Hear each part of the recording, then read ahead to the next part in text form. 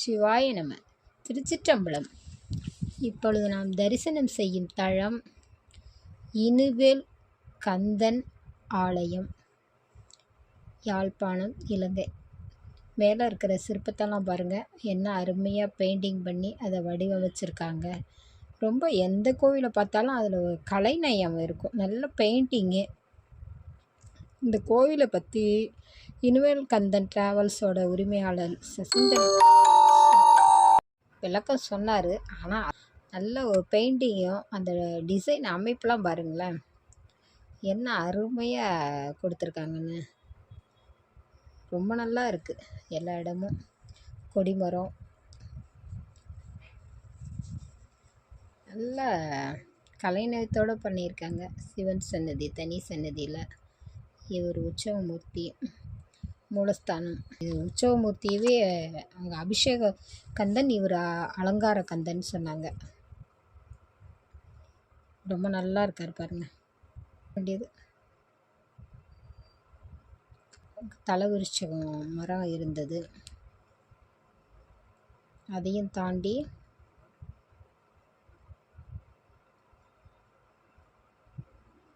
தலவிருட்சமும். இங்கே அவர் ஒரு நிறைய பாடல்கள்லாம் இந்த கோவிலை பற்றி எழுதியிருக்காராம்.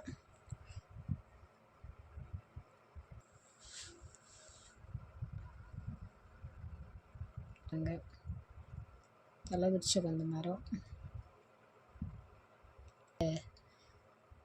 தலையில் தெளிச்சிட்டு கோவிலில் இந்த வாசல் வழியாக தான் வரணும்னாங்க. அது முழுமையாக அந்த தல வரலாறு கிடைக்க மாட்டேங்குது. அவர் சொன்னார், அவர் சொல்லும்போது அவர் நிறைய கோவில் சொன்னப்போ கொஞ்சம் புரிஞ்சிச்சு. இந்த கோவில் சொல்லும்போது கொஞ்சம் கோவில் மணியோசை இருந்ததுனால கொஞ்சம் புரியலை. அதுக்கப்புறமாவும் இது கிடைக்கல.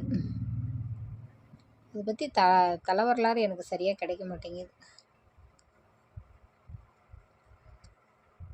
நல்ல ஒரு அருமையான ஆலயம். அப்படியே பார்த்துக்கிட்டே இருக்கலாம். நல்ல மூர்த்தங்கள், உற்சவ மூர்த்திகள். வேல் தான் பிரதானமாக வச்சுருக்காங்க. நவகிரகம்.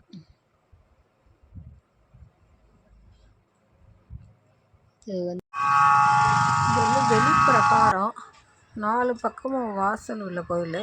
எல்லோரும் கிளம்புறாங்கன்னு நான் அவசரமாக போய் சுற்றிட்டு வந்தேன் வெளிப்பிரகாரத்தை. இதுதான் கிழக்கு வாசல். இது ஒரு பிரகாரம். அது பக்கத்தில் தாமரையில் இருக்காங்க இறைவன். பின்னாடி ஒரு ஜீவசமாதி மாதிரி ஒரு சமாதி வச்சுருக்காங்க இந்த இடத்துல. இது ஒரு வாசல். 4 புறமும் வாசல் இருக்குது. ஆனால் வந்து 2 தான். இது வந்து பின்புற வாசல். வேறு கிழக்கு வாசல்னா அது மேற்கு வாசல், அதுக்கு வடக்கு தெற்கு இந்த பகுதி.